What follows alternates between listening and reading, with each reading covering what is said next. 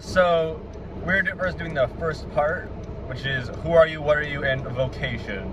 I say I personally am I'm a collection of subatomic particles that fundamentally combine together to create what I am organically. Yes, but is that really who you are? Are you seriously just only matter? Are you sure there isn't something like more to you, something more transphysical? Technically speaking, there is nothing else needed, because most scientific research indicates that what we have is a series of neural connections that together which form like brain waves and every single thought you have realistically. When you get shot in the head, you kind of can't think anymore because, well, it interrupts neural connections. There does technically exist an area in between where, because the fundamental particles, they're technically non-deterministic in terms of the position. So theoretically, you could argue that the connections between each two, so like from one part of your brain to another part of your brain that makes up a brain signal that says, hey, I'm hungry, you could argue that theoretically there's a point in there where God can interfere via your soul in order to affect your conscious state. I'm a collection of biological cells that make up all my organisms and all my body structure, like neurons and different body cells, like mitochondria. You probably say that you're a collection of organisms, which is just false. You're calling it a collection of organisms, which is mostly false. Alright. Anybody else have any disagreements with that? I mean, like, I know you're made out of like unicellular organisms that have been like evolved over time, but like we also need to question like where those unicellular organisms started from. Evolution created us from what? Right, but evolution has to have a starting point, and we don't know have a starting point. But I was wondering, like, starting at like a single cell organism, like back when the Earth was created, what created that? Like, but Shri, can it prove with the mind though? There's a lot more that goes on up here that's simply just neural pathways. But isn't that shown through what we see as neurological signals? Like, for example, electrical signals that go from neuron to neuron that trigger different things, or signals in our brain that activate or fire when we want specific things to happen. Perhaps some parts of the brain do work with the signals, but for core things like memories and such, I feel like it's a lot more deeper than that. It's more than simply the brain and the material itself.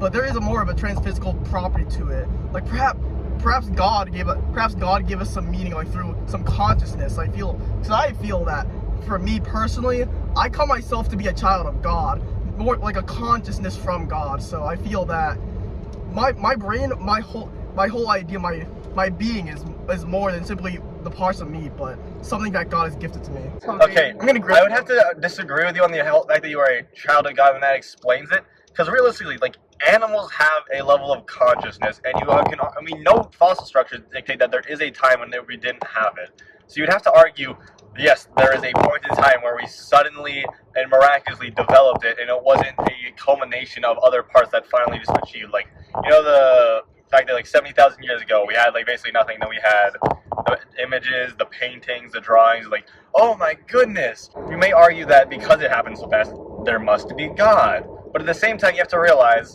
this wasn't just like, it's not like they can just learn how to convey information in a new way. We know how to express it in a way that we can record. We know how a way that can actually be lasting for longer periods of time. Tyler, what do you think? Well, ultimately, I think like the idea of like consciousness, like what Kingston said, was like it's a gift from God, because like we carry something that like evolution can't really like produce. Like, for example, we have like a spiritual soul. We are endowed directly by the Creator himself, God. And basically, this kind of like just separates us from like all these like different like animals or like mechanical systems, such things like systems like AI, or like you say like neurotechnology. Basically, our consciousness and like moral freedom kind of gives us like an inherent dignity, and it like kind of shows that we are like not like simply evolved creatures from like derived animals. Yes, I very much agree with you. Like, see, one problem that usually happens like in the medical field is usually right before someone dies, they usually feel like clarity.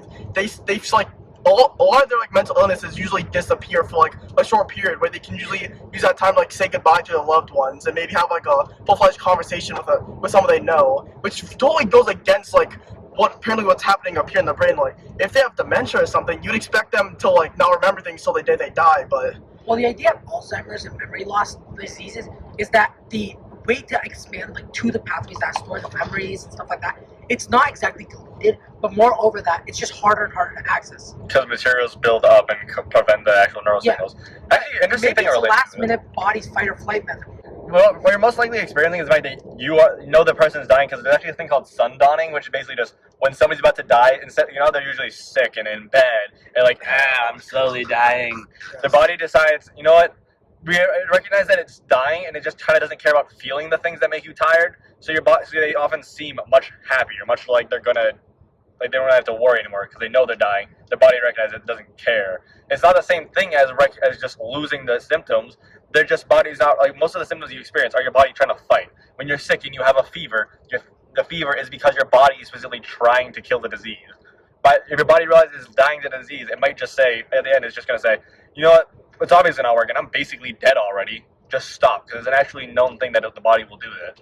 What's most likely occurring that people are actually just starting to realize, hey, this person's dying. I'm going to spend time with them, and it most likely does have some amount of spending much time, because most people, let's be honest, when you have all late-stage Alzheimer's, dementia, you're usually going to be in a special care facility. So when you're about to die from it, most likely that's the first time you actually spent real time with them. So it might just feel like, because they're spending time with you, they're having memories like, oh, honey, I haven't seen you in so long.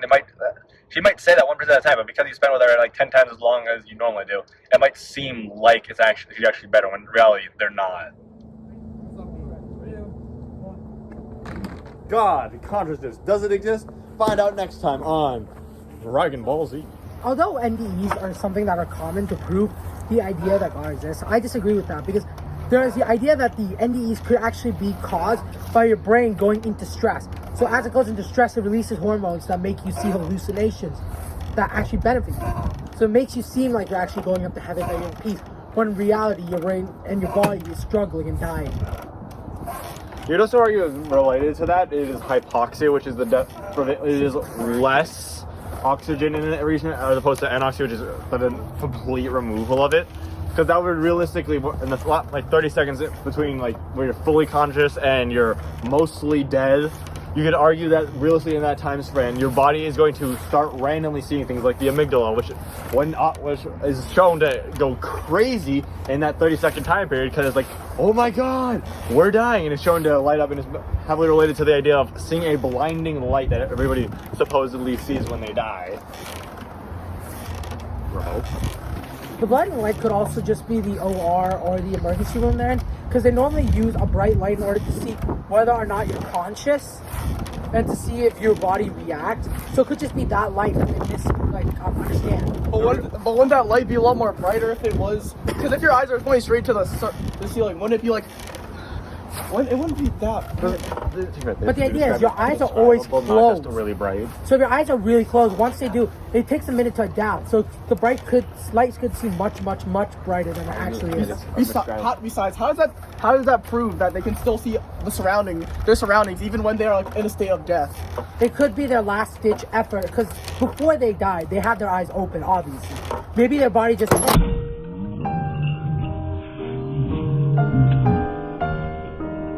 Now that is a near-death experience. Alright guys, I'll go first. See the main reason why the consciousness is actually part of the transphysical realm is because while you're dying during an NDE, you can actually see everything that's really going on around you.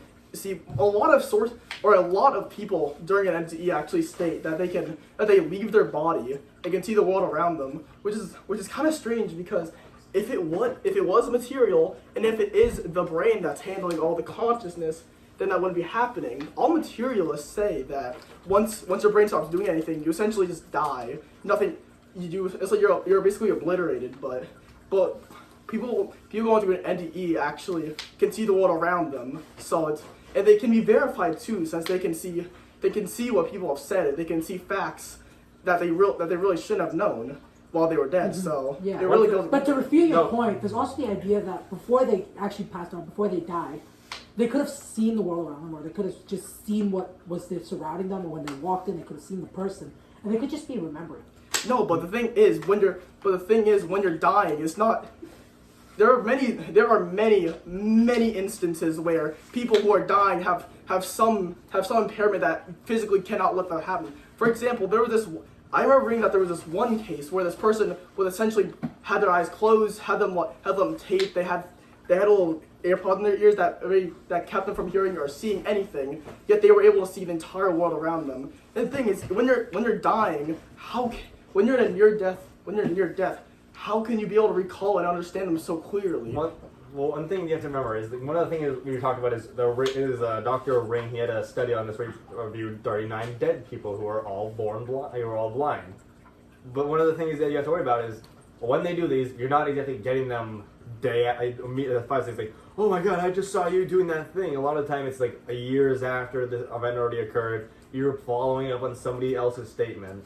Like one of the things, even Dr. Ring, when he was writing his report on this, he specifically stated his data is not exactly the best data. It is not totally conclusive for this reason. Because when you're obtaining this data, you're not doing it the day after it occurred, the second after, or even a year of most of the time. Usually it's a long time after that he is then a third-party source for doing it.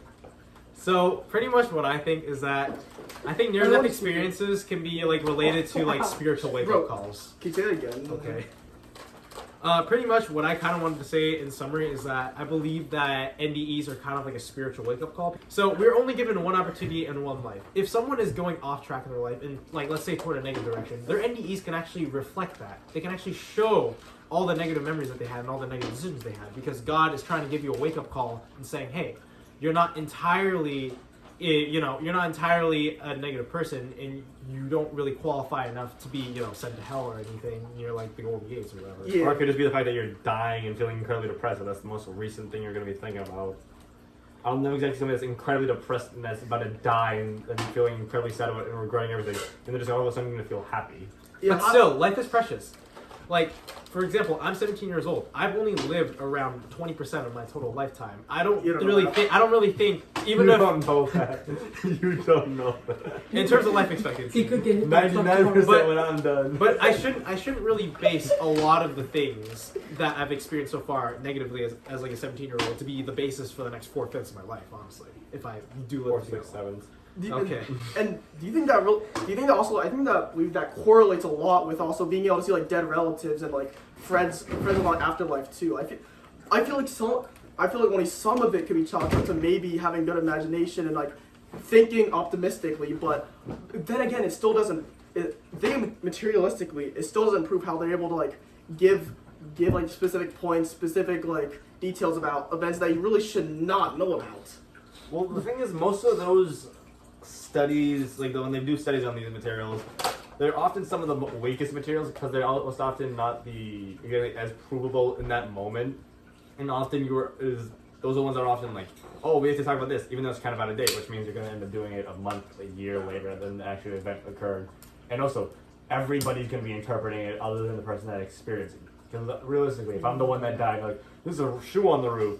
Oh, she said there's a shoe on the roof. Like, I think she said even said blue, and they didn't say. I think there's just a shoe on the roof, dude. And you just interpret it. You realize everything is going. You're at least at the very minimum when you're interpreting that, you are the third person that understands it. Well, meaning most likely there's levels of interpretation already built into it, which means what you're getting is very bad, very third-party material. And there's which, also as we the know, idea bad. that people forget. I know there's I don't know the exact study, but there is a study that goes into saying that when you dream, you actually forget a lot of the dream, and it's left up mostly to your mind's interpretation. So what could happen is after they die and come back, they could remember parts of what they saw, but the rest could just be made up by their mind. No, So it could have all been made up by their minds. Their mind, we would never know because we've never been inside their mind. We've never seen what they have. One thing we need to know is that although we have described it as dying, and after like 30 seconds your brain's basically gone completely blank, actually, related to the neurons related to hearing, those actually go for several minutes after you had blood deprivation in the brain. They can go for like 2-3 minutes afterwards.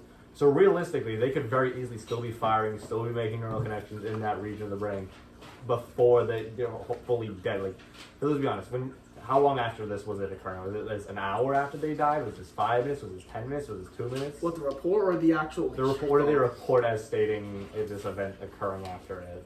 Oh, I do not know the exact time what they heard it, but I can maybe assume like before 10 minutes after death. Because neurons are also it very much varies from person to person because we're not all the same. That's why so many things can vary so differently. So that's why, realistically, if you can argue, not everybody gets it because some people just don't have the neurochemistry in that very specific moment and pre-built in to automatically go for that.